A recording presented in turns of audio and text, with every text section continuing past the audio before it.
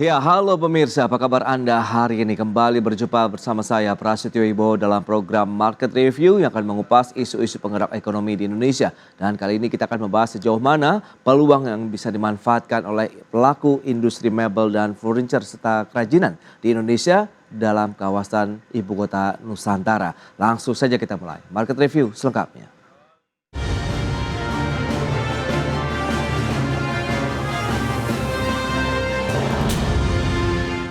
Ya, pemirsa, pelaku industri mebel dan kerajinan nasional menaruh harapan besar terhadap pembangunan ibu kota Nusantara. Apalagi pemerintah berkomitmen untuk menggunakan produk-produk dalam negeri untuk melengkapi kebutuhan furniture di kawasan IKN.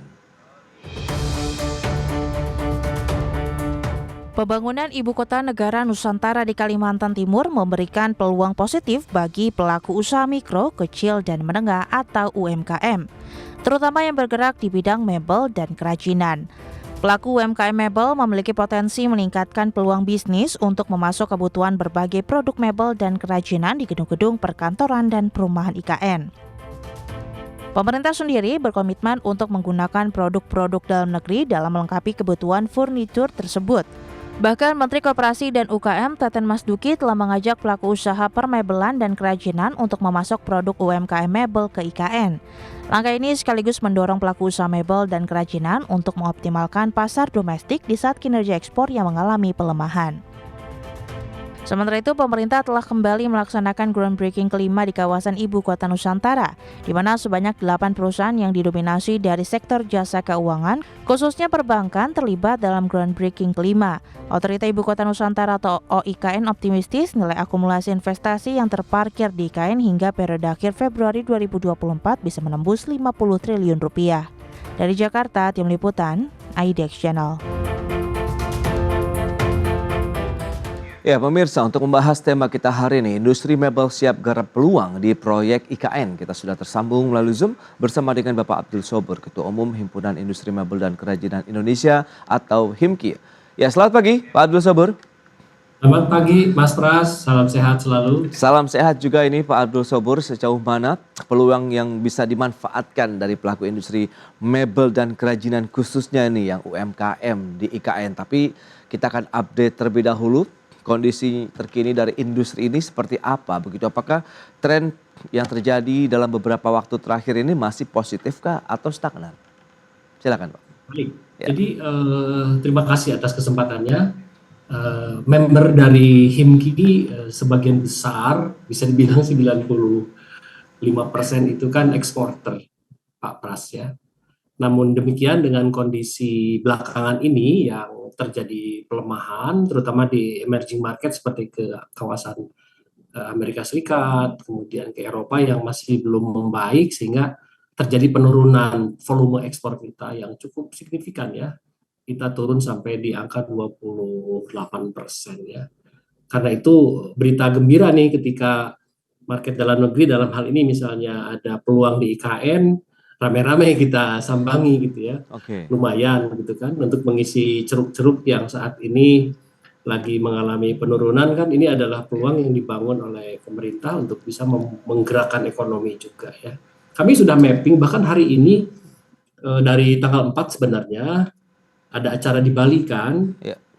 Kayak semacam lelang PKDN itu banyak sekali, entah berapa ratus triliun ya untuk semua sektoral. Tentu saja di dalamnya ada industri mebel ya, yang diperlukan salah satunya memang untuk IKN. Jadi teman-teman lagi berkerumun di sana. Tapi yang menarik sebetulnya kan secara teknis sudah diatur kan itu bagaimana cara lelangnya dengan lain sebagainya. HIMKI sebagai fasilitator di sini memberikan jembatan seoptimal mungkin agar anggota kami bisa terlibat aktif dan bisa mendapatkan proyek itu. Tentunya pemerintah sudah komitmen bahwa ini tidak akan diberikan untuk peluang yang teman-teman dari impor misalnya gitu kan, atau produk dari luar. Ini harus ber-TKDN. Kira-kira begitu Mas. Ini menarik untuk dalami ya. Dengan pertumbuhan ekonomi yang rata-rata di atas 5% nih, kalau kita bicara mengenai pertumbuhan ekonomi nasional ya, Anda melihat apakah ini juga berimplikasi terkait dengan daya beli, kemudian ada peningkatan dari sisi produktivitas, kemudian penjualan terhadap produk-produk mebel dan kerajinan tidak sih?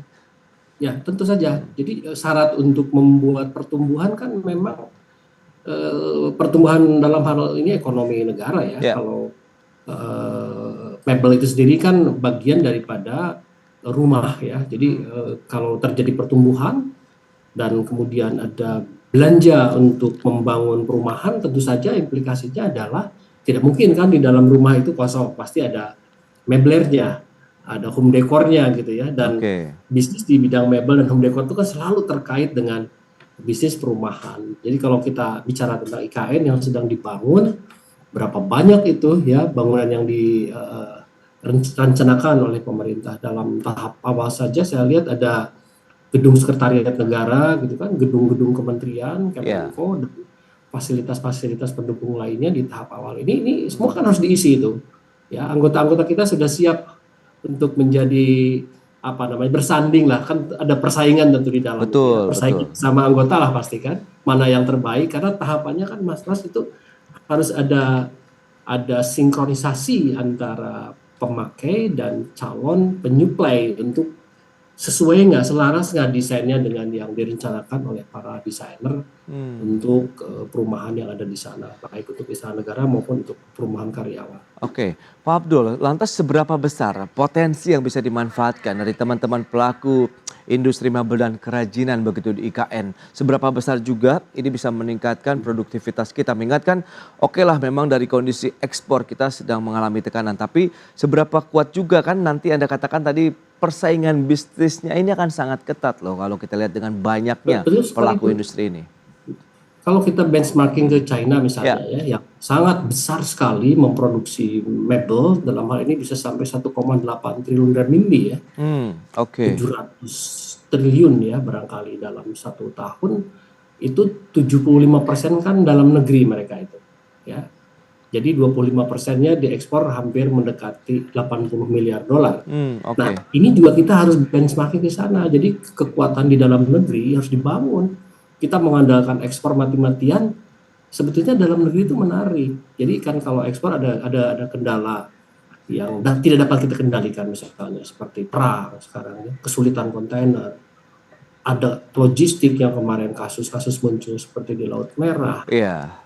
dan ada inflasi. Jadi hambatan-hambatan untuk ekspor itu sangat besar, termasuk ada aturan EUDR dari Uni Eropa yang sebetulnya ini barrier entry. Jadi lebih baik memang kita coba mulai memperhatikan market dalam negeri itu sebagai backbone ya. Oke. Saya melihat ada hal yang sangat positif dengan Cina itu. Ketika trade war dengan Amerika Serikat, dia tetap masih stabil karena 75% marketnya di dalam. Nah, kita masih rentan. Jadi market Oke. dalam harus sudah mulai kita bangun. Saat ini kan impor kita masih lumayan besar Mas, mendekati 14 triliun nih impor mebelnya ini ya. Nah itu Jadi dia, kan itu kenapa masih terjadi importasi yang cukup tinggi kalau kita lihat dengan produk-produk mebel begitu dari luar negeri? Apakah produsen lokal masih belum bisa memenuhi kebutuhan domestik kah? Atau ada kendala di hulunya, misalnya mungkin bahan baku dan lain-lain begitu Pak Abdul? Nah, ini soal daya saing sebenarnya ya, karena juga kan kita tergabung di WTO yang satu sama lain harus saling menghargai tentang Oke. perdagangan lintas dunia. Kedua kan kita sudah ASEAN China kan sudah ratifikasi, jadi Ya. kita tidak bisa menolak barang mereka. Tentu saja punya mereka dengan teknologi yang canggih, efisiensi yang tinggi gitu, strategi marketing yang masif, ini memungkinkan mereka tidak bisa kita bendung, akan masuk ke semua lapisan. Nah, tinggal mungkin tadi ya salah satu senjata yang masih ampuh nantinya bukan lagi SNI, SNI dapat dia penuhi. Oke. Ya TKDN itu, Mas Pras, TKDN bahkan mungkin Oke. kalau pemerintah nanti merencanakan yang lebih masif lagi, produk Indonesia harus diproduksi total di Indonesia. Kan mereka bisa assembling di sini dapat 40% juga TKDN kan. Seperti Baik. itu. Iya, Jadi iya, saya iya. pikir ini sangat strategis untuk kita sama-sama pikirkan. Oke. Pak Abdul, kita akan bahas terkait dengan TKDN yang menjadi salah satu mungkin buffer akhirnya ya untuk produk-produk mebel dan kerajinan Indonesia di IKN maupun di seluruh wilayah Indonesia. Tapi kita akan jeda dulu sebentar, kita akan bahas nanti di segmen berikutnya. Dan pemirsa, tetaplah bersama kami.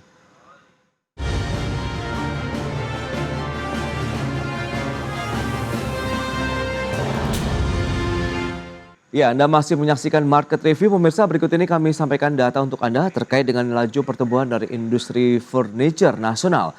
Ini di tahun 2023, semester 1, 2, 3, dan 4 2023. Ya, data selengkapnya bisa Anda saksikan di layar televisi Anda. Di kuartal 1 tahun 2023, secara tahunan, kuartal 1-nya mengalami tekanan, pertumbuhannya negatif 8,38%. Kemudian di kuartal kedua, meskipun negatif tapi ada sedikit perbaikan menjadi minus 2,69%. Kemudian di kuartal 3 juga tidak jauh berbeda, minus 2,59%.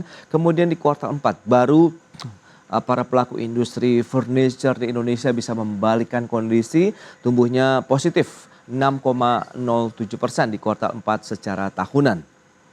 Dan kita lihat dari proyeksi nilai ekspor mebel dan kerajinan dari tahun 2020 sampai dengan 2024. Ini akan seperti apa? Di tahun 2020 2,72 miliar dolar, di tahun 2021 3,47 miliar dolar, kemudian tahun 2022 3,93 miliar dolar Amerika, dan di tahun 2023 proyeksinya 4,46 miliar dolar, dan tahun ini 2024 menjadi 5 miliar dolar Amerika. Ya, sementara dari sisi komposisi ekspor mebel dan kerajinan, seperti apa? Kita lihat memang untuk mebel kayu dan rotan ini masih mendominasi untuk produk ekspor mebel dan kerajinan Indonesia. Ada juga yang berbasis besi, plastik, dan juga bambu. Baik, kita akan lanjutkan kembali perbincangan bersama dengan Bapak Abdul Sobur, Ketua Umum HIMKI. Pak Abdul Sobur, kalau kita lihat dengan pertumbuhan industri furniture secara nasional, ini di tahun 2023 hanya kuartal 4 saja yang tercatat mengalami pertumbuhan positif. Nah, proyeksi Anda di tahun 2024 ini dengan adanya IKN, peluang yang Anda katakan tadi masih sangat terbuka lebar, apakah laju pertumbuhan positif di kuartal 4 tahun 2023 masih akan terus berlanjut di kuartal 1 tahun ini dan seterusnya ini? Pak Abdul, silakan. Jadi Mas Pras, kalau kita bedah ya Ya. data yang kita miliki, tentu saja misalnya BPS ya, ada dua memang pasar itu, satu untuk ekspor. Nah, untuk ekspor ini nampaknya harus kita koreksi ya dengan situasi global yang masih belum baik, di mana target market kita ke Amerika Serikat misalnya yang terbesar kan 51% tuh. Belum pulih juga, apalagi ke Eropa mereka masih ada perang dan sebagainya, termasuk ke Middle East dan lain-lain. Jadi yang menarik malah ke India sama China itu sendiri ya. Middle East juga salah satu poin yang harus kita sambangi sebagai emerging, bahkan sampai Afrika. Jadi tetapi kan untuk bisa menggantikan emerging market itu nggak mudah, mungkin butuh puluhan tahun. Tapi paling tidak ada satu transisi kita menggarap di emerging market. Nah, yang kedua adalah market domestik yang ini yang paling menarik nih. Ibaratnya itu Indonesia ini seperti gadis cantik nih, banyak dilamar. Karena pertumbuhan kita masih bagus ya di angka 5%, dan apalagi ada kegiatan ekonomi yang melibatkan banyak pihak seperti IKN contohnya. Sehingga kalau kita akumulasi antara market dalam negeri dan market luar negeri, 5 miliar itu pasti kecapai di akhir tahun ini ya. Tapi kalau segmented dalam arti hanya ekspor, tampaknya kita harus melakukan koreksi. Karena apa? Pertumbuhan terus ditopang dengan kondisi eksternalnya juga yang kondusif gitu ya. Dan yang lebih penting lagi daya saing tadi yang saya sebutkan, kita menghadapi persaingan yang ketat dengan Malaysia, kemudian dengan Vietnam, bahkan dengan Cina yang sangat efisien di dalam gerakan ekonominya, sehingga kalau di produk-produk yang ordinary ya kita pasti kalah dengan mereka.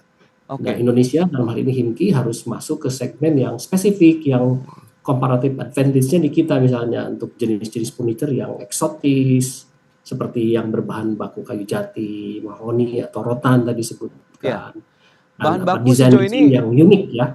Bahan baku sejauh ini masih menjadi kendala tidak sih sebenarnya Pak Abdul? Relatif bahan baku aman, namun tata niaganya saja yang harus diperbaiki, terutama yang untuk rotan ya, karena saya melihat selundup keluar itu masih besar sekali ya, sehingga teman-teman di Cirebon masih kesulitan untuk bisa mengakses dengan baik ya. Pada saat sekarang lagi naik-naiknya nih, habis kemarin kita pameran di IFEX yang 4 hari ada 117 negara yang datang, ada 13.000 buyer dari seluruh dunia. Kami mencanangkan omset kan $300 juta on the spot ya. Dan dalam 4 bulan 5 bulan ke depan harus mencapai $1 miliar ya. Jadi di semester kedua kita bisa melihat angka angka yang mestinya mengalami pertumbuhan. Bahkan dari bulan Maret ini, Ya. Februari Maret ini terlihat sebetulnya angka pertumbuhan itu terjadi. Baik, kesiapan untuk memasok produk-produk dari mebel kerajinan untuk IKN sendiri seperti apa? Kalau Anda katakan tadi kan memang bahan baku tidak ada kendala. Kemudian Ya, produktivitasnya seberapa kuat bahwa ini bisa digenjot begitu untuk pelaku ya. industri ini juga begitu. Betul. Kalau persaingan di antara sesama pelaku usaha dalam negeri itu keren itu, karena Hmm, kan ibaratnya tidak mungkin lah kita tidak bersaing kan, kita yes. lahir aja kan bersaing, dan persaingan itu kan ibaratnya tuh batu permata itu kan kinclong karena kita gosok ya. Hmm, Biarlah teman-teman memang akan bersaing satu sama lain yang terbaik ya, karena di IKN itu sendiri atau di proyek pemerintah yang kita kenal KPP kan juga pasti punya standar mutu. ya, Nah, yang kita concern adalah jangan sampai barang produk asing masuk kan gitu. oke. Nah ini kan nggak apa-apa, semua kan anggota kami di lapangan Hmm, kan member ya, silakan ya. Mereka masing-masing tampil yang terbaik kayak sekarang di Bali luar biasa itu ya, di Sanur itu digelar. Silakan, yang terbaik boleh dipilih nanti oleh mereka masing-masing usernya. Tapi ada satu yang menarik nih Mas Pas sebetulnya di luar IKN, bangku sekolah itu ya. oke. Bayangin dari SD, SMP, SMA untuk seluruh Indonesia berapa banyak tuh bangku sekolah itu.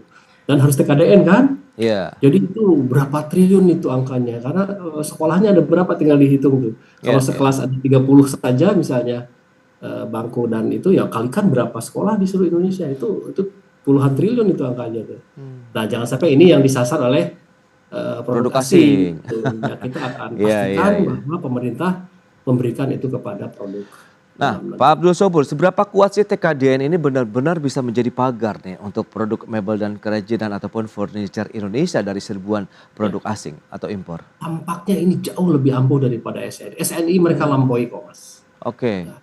Kalau TKDN ini kan sepanjang betul-betul ada inspektorat yang memeriksa. Hmm, Ya dalam hal ini kan misalnya keterlibatan dari kejaksaan, ya. ya keterlibatan dari banyak pihak lah kepolisian Hmm, untuk memastikan bahwa prosedur yang dijalankan itu betul-betul untuk produk dalam negeri. hmm, Saya kira aman ini ya, ini aman. Mereka boleh masuk ke Indonesia berinvestasi kan tentunya akhirnya kalau ya. mereka pasar kita. Jadi kalau sebagai investor yang masuk ke dalam kita kan sudah menjadi member HIMKI lagi misalnya ya, Oke. persaingan akan seimbang nanti. Tapi yang jadi masalah kan sekarang banyak hanya komponen masuk dirakit di satu tempat di Pulau Gadung misalnya, kemudian diberi label TKDN. Nah itu yang bahaya itu, habis Hmm. kita nanti Mas. Tapi Karena ada potensi tidak ke arah sana menurut Anda? Berarti kan wah, ini kalau strategi juga yang dilakukan sebenarnya begitu kalau kita lihat untuk ya ya memenuhi TKDN 40% saja betul. minimal gitu. Sekarang misalnya di lapangan di Ya. Senen kita lihat, kok ada baju 50.000 satu ya, Hmm, 100 dapat 3. Itu artinya apa? Sama artinya bahwa produk mebel pun juga akan mungkin sama terjadi. Jadi kalau oke. selundup menyelundup ini kan sudah jadi rahasia umum. Ini yang harus dibenahin juga ya teman-teman. Bea Cukai saya yakin punya komitmen di dalam hal ini untuk merapihkan ya. Mereka kan betul-betul kawasan bebas korupsi sekarang ya. Saya Hmm, punya keyakinan kalau mereka konsisten di situ membantu kita, oke. aman itu mestinya ya. Yang gitu-gitu Hmm, disapu bersih aja lah. Ya, baik. moga-moga teman Bea Cukai juga menyimak ya acara ini. Oke, kembali lagi ke IKN yang mengusung tema kota modern dan ramah lingkungan. Nah, ada permintaan khusus tidak terkait dengan produk-produk ramah lingkungan untuk mebel dan Ya, kerajinan? Tahan dulu ada. jawabannya Pak Abdul Sabur, kita akan jeda lagi. Dan pemirsa, kami masih akan segera kembali usai pariwara berikut ini.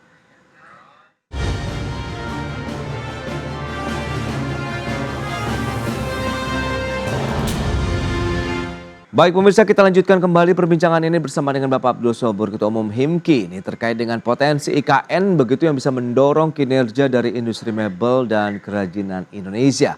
Baik Pak Abdul, lantas bagaimana IKN yang mengusung kota modern dan ramah lingkungan tadi begitu? Apakah nanti akan disesuaikan produk-produk yang akan masuk ke sana bahwa produk ini ramah lingkungan dengan desain yang modern begitu atau kekinian lah? Silakan Pak. Oke. Jadi itu pasti ada tim desain ya Hmm, yang merancang IKN ini baik dari sisi arsitektur, landscape maupun interior design ya. iya. Saya kira mereka punya standar yang cukup tinggi dan pasti benchmarking ke berbagai kota-kota maju di dunia ya. Hmm. Saya kira teman-teman harus comply dengan apa yang diperlukan di situ ya. Dari mulai desain, kemudian kalau bicara mengenai ramah lingkungan tentu saja barang kita sudah memenuhi syarat itu ya. kita sudah tersertify dengan yang standar di Indonesia, misalnya sistem verifikasi legalitas lingkungan. Tapi yang paling menarik di sini sebetulnya aspek desain, Mas, karena Oke. ramah lingkungan ini tafsirnya banyak sekali gitu ya. Kan ada beberapa produk yang dia memerlukan daya tahan yang lama sehingga dan tidak terbatas hanya furniture ya, ada home decor, bahkan ada lamp and lighting, semuanya ini kan pasti. Nah, karena itu memang para pelaku usaha ini harus berdialog dengan para desainer di sana untuk bisa mendapatkan clue yang terbaik. Dari clue itu mungkin baru kita rancang, setelah kita rancang deal, baru mungkin masuk ke LKPP ya, lelang e-katalog kan tetap transaksinya lewat e-katalog kan yang bisa bukan sekarang ya. Tapi itu proses akhir saya kira ya. Proses terpenting adalah persiapan bahwa desain yang dibutuhkan oleh IKN dalam ini harus selaras dengan konsep yang dibangun oleh para perencana itu. Untuk pabrikasi ada potensi ataupun peluang membangun juga di kawasan IKN ataupun di wilayah Dalam Kalimantan? jangka panjang menurut saya harus ya, karena itu kan pembangunan kota kan nggak mungkin 1, 2, 10, bahkan saya lihat yang sudah terjadi di Malaysia misalnya bisa 30 tahun. Jadi kalau bagi teman-teman yang melihat prospek ke sana itu menjadi penting, seperti yang tadi saya sampaikan, benchmarking ke China kita harus 75% dikuasai domestik, maka mungkin harus dilakukan relokasi industri ke sana itu menjadi salah satu jalan keluar. Karena logistik cost-nya kan kalau dari Jawa terlalu mahal, Mas. Oke. Ya. Nah, tinggal dicari kawasan yang pas di sana yang aksesnya ke IKN itu seperti apa. IKEA kan sudah komitmen tuh membuat gerai di sana IKEA, tapi IKEA kan kebanyakan impor ya. Iya. 85% atau 90% kan impor. Kita harus membangun persaingan yang lebih lokal. Local wisdomnya harus tampil di sana ya. Mungkin kita juga dari teman-teman Himki harus lagi di sana. Ya seperti Jakarta aja kan banyak pilihan jadinya kan. Baik. Nah, lantas seberapa optimis Anda melihat begitu peningkatan dari produksi kemudian angka penjualan nanti kalau memang IKN ini bisa benar-benar diwujudkan dalam artian kita siap memasok bentuk produk-produk mebel dan kerajinannya? Itu cukup besar, Mas, pasarnya ya. Kalau kita tadi saya cerita mengenai ekspor nasional kita udah mencapai 3,4 miliar dolar atau di angka kurang lebih misalnya di 80 triliun ya. Domestik itu pasti lebih besar ya. Karena bayangin aja 280 juta jiwa. Ya, itu nggak mungkin mereka nggak punya furniture ya, dan setiap mereka jenjang memasuki rumah tangga pasti mereka butuh furniture. Nggak ada tuh cerita rumah kosong saya mau lesehan aja pakai tikar, nggak ada tuh, Mas. Iya, itu betul. Sangat besar. Jadi teman-teman ya bergembiralah kalau di sektor mebel sepanjang ekonominya mengalami pertumbuhan pasti akan terjadi pertumbuhan. Tinggal yang tadi kepandaian pemerintah, keseriusan pemerintah dalam mencegah laju impornya. Ya kalau perlu gini. Karena alasan WTO ya bolehlah diimpor tapi taruhnya di tempat jauh misalnya di Papua atau di Sulawesi gitu kan, jangan di pelabuhan-pelabuhan yang dekat. Supaya ada kos logistik yang kita kan nggak menolak, tapi harus cerdik lah, bangun barier kan, kita aja pakai barier kalau ke Eropa mereka kan ada EUDR itu kan gawat sekali tuh, barang-barang harus dijamin tidak merusak lingkungan atau dari benar kan, itu rawan itu kan. Menarik, Mas. Topik yang sangat menarik itu EUDR itu ya, tahun depan akan berlaku itu. Itu dia. Produk kita yang akan terkena dampak. Baik, sebenarnya masih banyak tantangannya begitu ya, baik dari global tadi. Kalau bisa sih mungkin kita berharap eksportasinya bagus, kemudian angka penjualan domestiknya juga bagus begitu ya Pak Abdul Sabur ya. Betul sekali. Baik, itu dia terkait dengan update dan kondisi terkini bahwa IKN benar-benar bisa menjadi peluang angin segar tentunya bagi pelaku industri mebel dan kerajinan di Indonesia. Pak Abdul Sabur, terima kasih banyak atas waktu dan sharing yang sudah Anda sampaikan kepada pemirsa. Baik, salam sehat Pak.